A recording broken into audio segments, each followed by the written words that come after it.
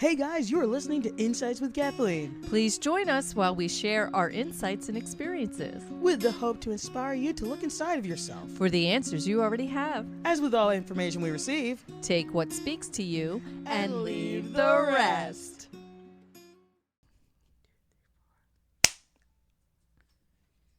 Welcome back, everyone. Welcome Bubby's back, a little everyone. afraid of the claps. I scared the doggy with the claps. Hi, Bubby. How you doing? Then we get both dogs up and running. Yes, now all the dogs are up and running, and I hope you guys are awake. Hey, guys. Hey! Oh, so just fair warning, Sherry. Yes. Sherry was noticing it was getting dark in here. I think there's a thunder boomer coming. We have to whisper that because the dogs are afraid. We're getting the big T. Okay. All right, off you go. It's going to be great. It will be great. You have to say your catchphrase. I have a catchphrase. Welcome back, everyone. Oh, but you see, you took it. It was no longer mine. You have to say mine now. Hey, guys. Thanks. She likes it when I do it that way. Yeah, I like when she points too. It's nice. Hey. Hi. Sherry.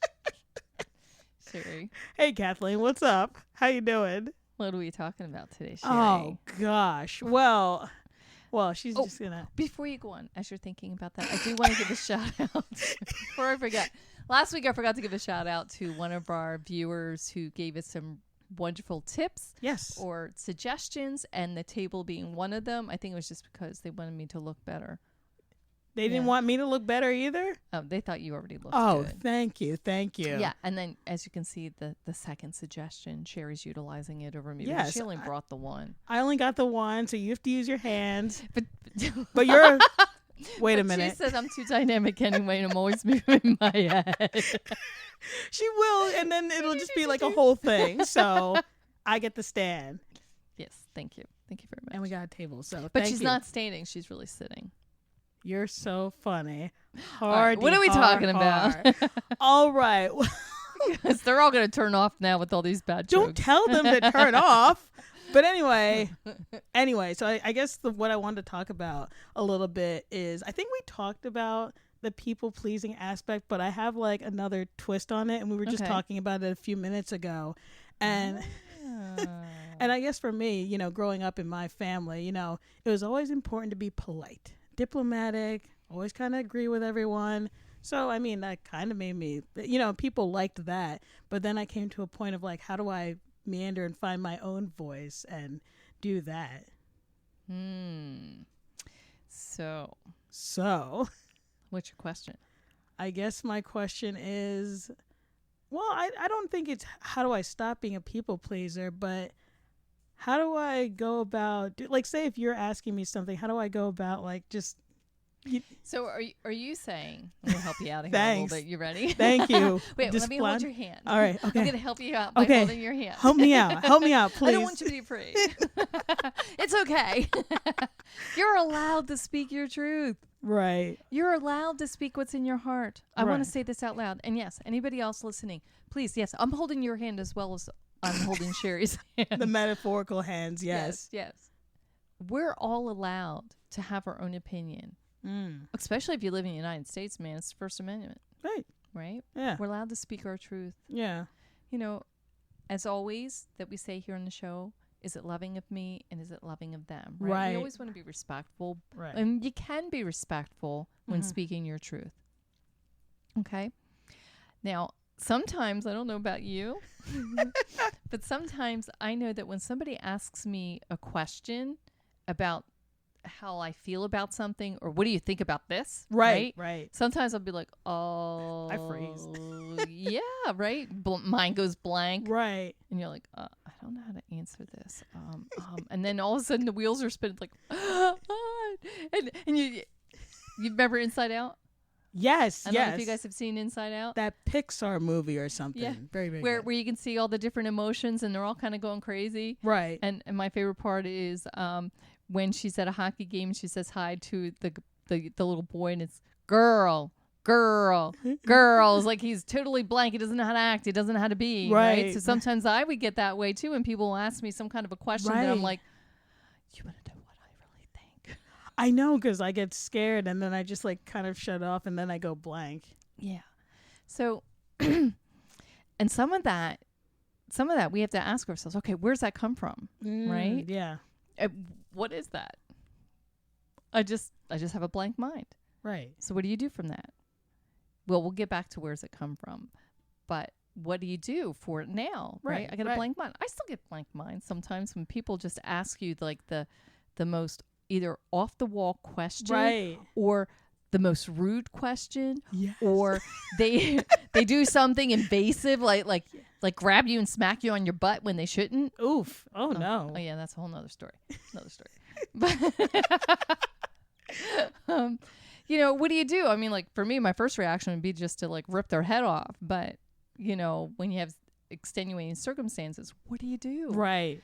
You take a breath. Breaths are always, you can't go wrong with taking a breath. Right. In and out breath. Not hold the breath. I sometimes do the hold in, and that is not helpful. No. And again, depending on who it is and what the question is, right, there's nothing wrong with saying, that's a good question, or that's an interesting question, because sometimes they're not really good. They're just interesting. they're just that's interesting one. Say, nothing comes to mind right now. And you can decide whether you want to say, give me a minute, or you can say, yeah, nothing comes to mind. And there's nothing wrong with that.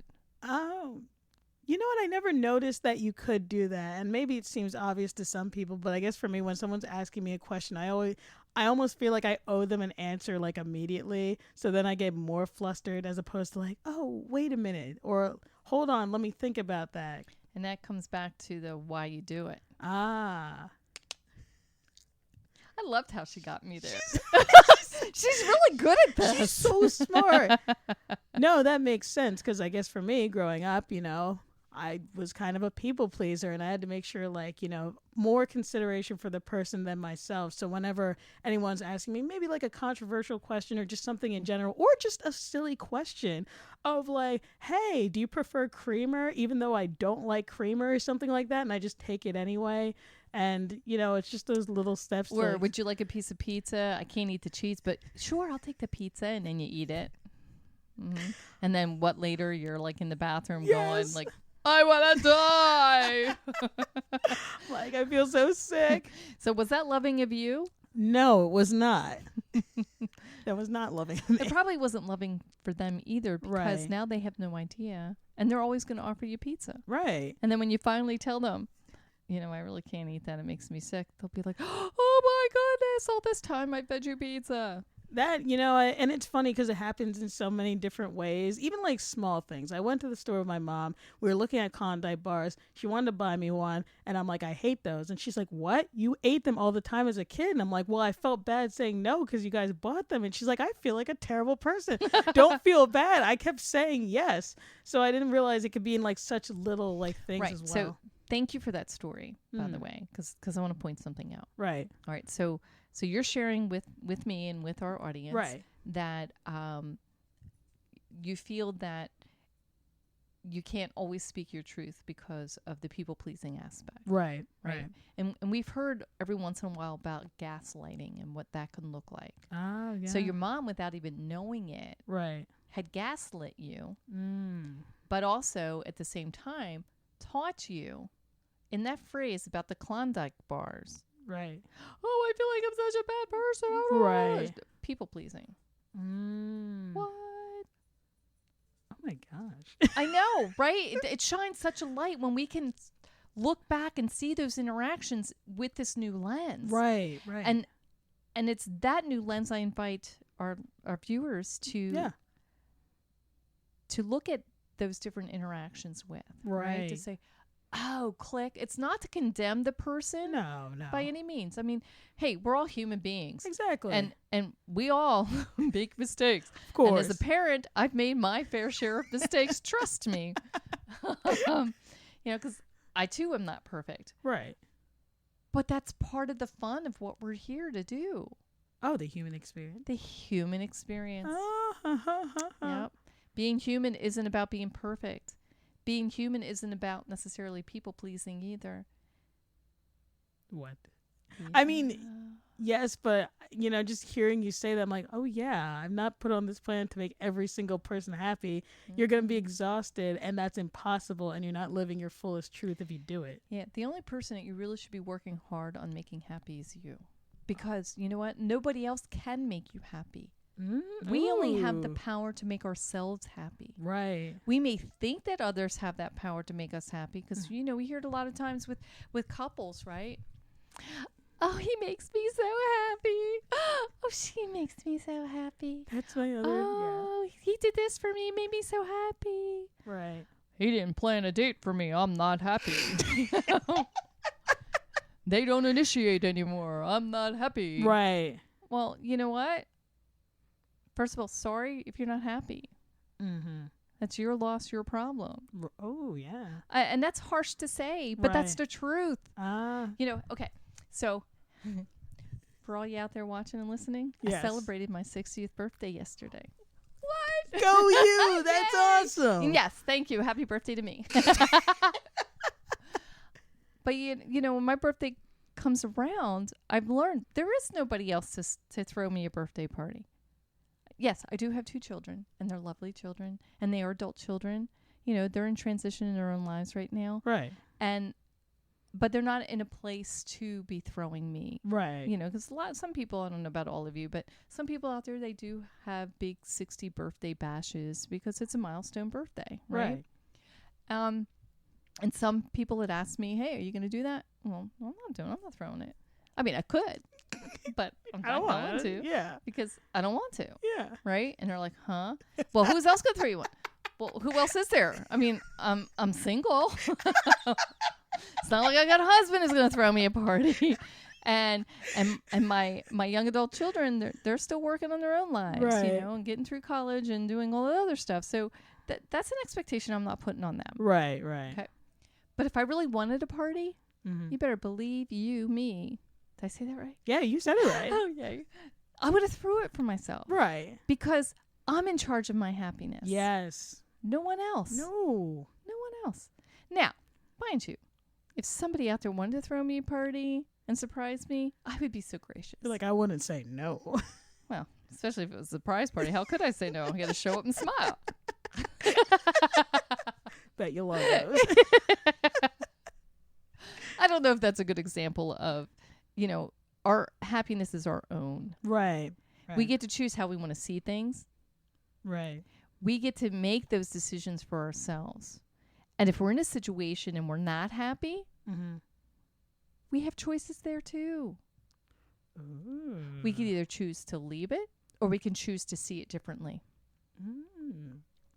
These are good bars you're spitting. I love this. I hope you're all keeping up. So back to the people-pleasing piece, right? Right. Which comes also in hand with speaking our truth, our own personal truth. Right. Because, we don't really want to hurt anyone's feelings. Right. But is it really about not wanting to hurt anyone's feelings as much as it is about how we're going to be viewed by them? Yes, that's the big one for me. I'm like, oh, how will people see me, or will I be likable, or whatever the case may be. Right. But, okay, so sometimes I'll ask Sherry a question. Yes. Oh, she's going there. Go there. And I really want her opinion. And she's so beautiful. And she tries to give me what she thinks I want to hear. Sometimes she forgets that I'm the great Kathleen. And I see underneath, really, truly. And I'll keep pulling and pulling and pulling. Right. Right. Until we can get to what really is true. Right? Right. So you can speak your truth. I do like that you challenge me in that sense because, most people when I interact with them, I'm like, oh, I'll like just cater to it. And they'll just, they'll be like, oh, okay, that's what you said. But you're like, Sherry, I see it in your eyes that you feel a different type of way. Please elaborate. I want to know, right. Which is like great. So hopefully I'm a safe place to practice that. Yes, you are. Yes. Okay, so this is why I bring it up. Yeah. Not to embarrass you. No. But it's to show and encourage our viewers to Right. find that person you feel safe with so you can practice. Yes. Because you know what? This doesn't happen overnight. And I did share with Cherry that for earlier conversation we had that in my 20s, I was a big people pleaser. I didn't want to hurt anyone's feelings. I wanted to make sure that I was always following the rules, Right. that nobody could yell at me, that I wasn't in the wrong. And that's exhausting. It is. That's also makes you feel like you're in this really tight little box, Yeah. right? Yeah. It makes you invisible. Just thought of that the other day. That's so funny you said that. It diminishes your light. Yeah. So had decided in my 20s I didn't like that anymore, and I wanted to bust out. I wanted to push that wall of that box out further. Oh. And it's through practicing to do that. Right. Little steps at a time. You practice it. You find that friend that you feel safe with, and you say it to your friend, like somebody you're close to. Say, hey, look, this is something I want to work on. This is something that I want to do, and I want to change within myself. Yeah. Will you help me practice? I don't need you to call and judge me or call me out on stuff. I just need you to hold the space for me and to allow me to make a few mistakes, and just know that this is all coming from a good place in my heart. I love that. Right? Yes, because I love that you were emphasizing the word practice. Because I guess for me, whenever I see you and all this confidence, and I was like, was she just always like that, or was it just like something clicked and she was just like this? But when you were telling me, no, it just had to practice. It's almost like a muscle. You practice doing it, and then it just flows. Yeah, can you see it? Maybe being born. I am confidently coming out of my mom now. I am confidently going to scream when that doctor slaps my bottom to make me breathe, and I am confidently going to go in my diaper. Just like a confident, like little toddler, like I just own the place. That's so funny. But that's what I guess that's what I like kind of thought. I was like, oh, she just was always like this, and I guess I'm just gonna be like this. Well, here's the thing, and we've may said this before, Right? That when we're born, we're not born with all of these things that hold us back. Oh. We're not born with, is somebody gonna like me or not like me? Right. We're not born with that level of judgment. No. We're not born with that. That with that vantage point, or with that, what am I looking for here? Inhibition. Well, with any of these things, right? With any of these things that hold us back, right? We're not. Mm-hmm. We're born free. We're we're born free, as free as the. Yeah, you guys got the song. It's through our environment. It's through the people in our lives. It's through absorbing those energies, absorbing the behaviors that influence our behavior. Yeah. Influence how we see the world. Right. Influence how we'll be in the world. Yeah. Right? So when we're first born, it's a clean slate. Okay. It's through those different experiences we take in that information. Yeah, we said this last week. Did we say this last I'm week? pretty sure we said this last week, but I'm going to say it again. Just in case. Because that's important. But knowing that we're soaking things in like a sponge. You did. See, last week I said computer. This week I'm saying sponge. She's like, I'm just going to reiterate it every single week till everyone knows. Yeah, repetition. You know what they say? Yeah, Repetition really sinks in there. Good practice. So knowing that we don't come with these things right already, which means that gives us a lot of hope. That is nice. It's just about reprogramming. And here's the best part. We get to choose. I like that. We get to choose who and what we will be, who we are. Nice. You're not like faded to something. You could be whatever you want to be. Yeah. It's nice.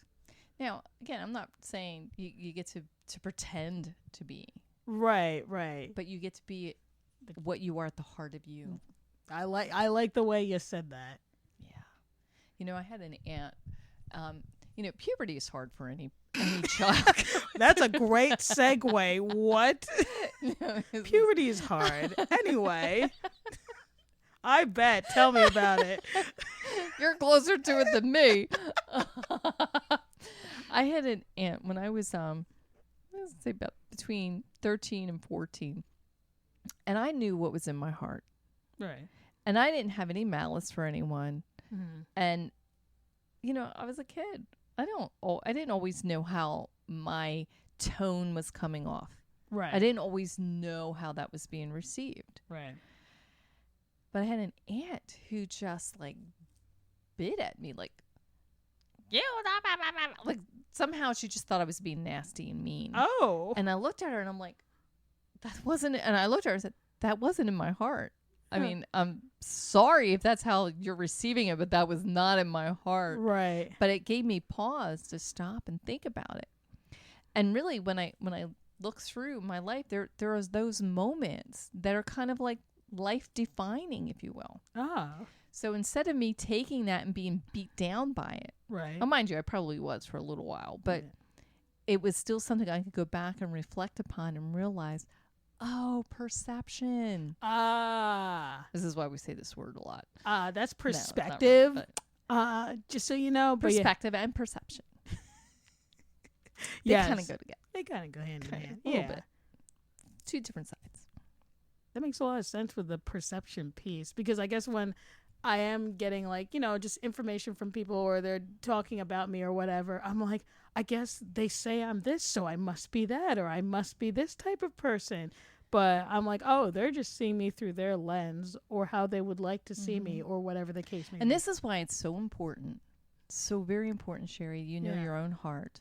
This is why it's so important that you know you. Yeah. And this is so important. This message is so important. We get to define who we are. No one else gets to define that. No. That's why we say you get to choose. That choice is yours. So you get to choose to take on what their perception or perspective is of you. Yeah. Or you get to say, have a nice day. I love Thank that. you. Have a nice day. Have a nice day. Mid-sentence. Have a nice day. Yeah. Or, oh, God bless you. or as they say in the South, bless your little heart. I like that one. Bless your little heart. Stars and garters or whatever they say. I don't know, but it's not really meant to be nice. Yeah. Not for them anyway. But the point being is we need to know who we are at the core of ourselves. We define that. So then when we're faced with the rest of the world, it doesn't matter what they say. Yeah. Because when we're strong in who and what we are, they can't shift us one way or the other. That's a very valid point. Yes. And it's very valuable to work on. Right. And it's what will help sustain us to a happy life throughout our life. Because here, we're being bold and daring. We're putting stuff out on YouTube. Yeah. We have things out on TikTok, Facebook. Follow us. Insights with Kathleen. Thank you. You're welcome. Subscribe now. Hit that button. Am I saying all the right things? Yes, you are. Anyway, so when you are out there and people are out there, you'll have other people who may come back and comment. You may have other people who will speak crap on you. I mean, look at all the stars out in Hollywood. I mean, God bless them. Yeah. Because, their whole lives are out there for everyone to be seen. If you're not strong in who you are and who you know yourself to be, that can really impact you in not a great way. Right. Yeah. So it's really important here and now. Know who you are. That's why having those relationships with ourselves, like previous podcasts, look them up. No episode numbers. Just look some of them up. They're good. I promise. We'll link it. Just have fun. We'll try. No promises. No, I'm teasing. She's not teasing. That's why it's so important to get to know yourself. That's why it's so important to have that relationship with yourself. Because once you define you and you know who you are at the core, what your morals are, what you stand for, what your likes are, what your dislikes are, Right. then you're able to come together with others, whether it be a significant other Right. or others in general. Yeah. So what do you think about that? Man, that was a big one, and I loved it. Yeah. And you kind of said something to me earlier, which kind of like really hit the point home. You were like, Sherry, listen, we could disagree on many things, but I'll still love you, man. And I guess, hearing you say that and just, I don't know, I've never heard someone just like bluntly just say it in that way. But I think it just drives the point home of like, hey, we could have our differences, but still be buddies and interact. And I guess for me, I always thought the opposite. Don't know why. How about when you say it to yourself? Yeah. Hey, Sherry, you know what? It's okay if we make this mistake. It's okay if we don't do this quite right. Because you know what? I'm still going to love you anyway. Oh, that's so nice. I invite you all to try that with yourselves. Yeah. But yes, please know it's okay. And anybody out there who is not going to be loving and accepting of your opinion on something and stop talking to you because of it, then that's really their loss and not yours, because then they weren't right for you. Right. That's not a healthy relationship. We should be able to disagree and still be friends and still be loving of one another. We don't always have to see eye to eye. That makes the world really boring. I was going to say, really like, that'd be so boring. It would be. I like it to be more chocolatey delicious. Chocolatey. Yeah. Chocolatey. Chocolatey delicious. Yes. All right. Well, I hope you guys enjoyed this little segment that we had here today, and that life treats you well. Bye. Remember, you are bigger than anything that you are going through or anything that is happening around you.